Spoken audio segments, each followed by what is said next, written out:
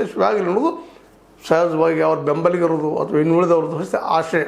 ಅದೇನೂ ಇದ್ದರೂ ಸಹಿತ ಇವತ್ತೇನು ನಮ್ಮ ಬಾಬುಗೌಡ ಪಾಟೀಲರು ಮತ್ತು ಗಡಾದರು ಎತ್ತಿರುವಂಥ ಪ್ರಶ್ನೆಗಳಿದ್ದಾವಲ್ಲ, ಇವೆರಡೂ ಇವತ್ತೇನಪ್ಪ ಅಂತಂದ್ರೆ ಮೇನ್ ಈ ಒಂದು ಸಾಲ ಕೊಟ್ಟಂಥದ್ದು ಅದು ಸರ್ಕಾರಿ ಜಮೀನು ಖರೀದಿ ಆದದ್ರ ಮೇಲೆ ಅದು ಖರೀದಿ ಮಾಡ್ಕೊಂಡಿದ್ದಾರೆ 5 ಕೋಟಿಗೆ ಅಂತ ಏನೋ ಮಾತುಗಳಿದ್ದಾವೆ. ಇನ್ನೂ ಅದೆಲ್ಲನೂ ಡಾಕ್ಯುಮೆಂಟ್ಸ್ ಉಯ್ತಿದ್ದಾರೆ ಇವರು.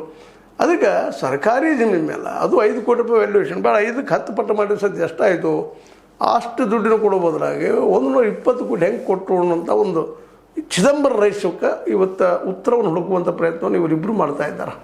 ಇದು ಅದೇ ಕಾಲಕ್ಕೆ ಹೋರಾಟಗಾರರು ಸಹಿತ ಇದೇ ಸಂದರ್ಭದಲ್ಲೇ ನಮ್ಮ ಶುಗರ್ ಫ್ಯಾಕ್ಟ್ರಿ ಕೋಆಪರೇಟಿವ್ ಒಳಗಿದ್ದು ಹಾಳಾಗಿ ಹೋಗ್ಯದ ಅದು ಅನ್ನುವಂಥ ಮಾತನ್ನು ಮಾತಾಡ್ತಾ ಇದ್ದಾರೆ. ಅಂದ್ರೆ ಅದ್ರ ತನಿಖೆನೂ ಆಗಲಿ, ಯಾಕಾಯಿತು ಏನಾಯಿತು ಅನ್ನೋಂಥ ಮಾತುಗಳಿಗೆ ಕೇಳ್ತಾ ಇದ್ದಾವೆ. ಒಟ್ಟಾರೆಯಾಗಿ ಈ ಒಂದು ನಮ್ಮ ಜಾರಕಿಹೊಳಿ ಸಹೋದರರಲ್ಲಿ ಇರ್ಬೋದು, ನಾವು ಒಳ್ಳೆಯದನ್ನು ಮಾಡಬೇಕಪ್ಪ ಜನಕ್ಕೆ ಅಂಥೇಳಿ, ಬಟ್ ಒಂದು ಕ್ಲಾರಿಟಿ ಬೇಕಾಗ್ತದೆ, ಪ್ರಾಮಾಣಿಕ ಒಂದು ಪಾರದರ್ಶಕತೆ ಬೇಕಾಗ್ತದೆ.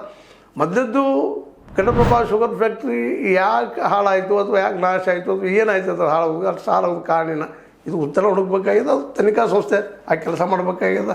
ಅದ್ರ ಜೊತೆಗಿಲ್ಲೇ ನಮ್ಮ DCC ಬ್ಯಾಂಕ್ ಇದ್ದಂಥದ್ದು ಒಳ್ಳೆಯ ಪ್ರಬುದ್ಧ ಬ್ಯಾಂಕ್ ಇದ್ದಂಥದ್ದು 100 ಕೋಟಿ ಜಾಗಕ್ಕೆ, ಅದು 100 ಕೋಟಿ ಜಾಗ ವ್ಯಾಲ್ಯೂಯೇಷನ್ ಆಗುವಂಥದ್ದಲ್ಲ.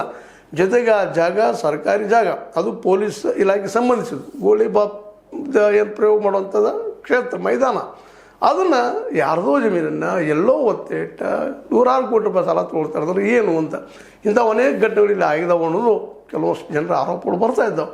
ಹೀಗಾಗಿ ಈ ಎಲ್ಲ ವಿವಾದಗಳ ಮಧ್ಯದಲ್ಲೇ ಈ ವಿವಾದಗಳಿಗೆ ಉತ್ತರ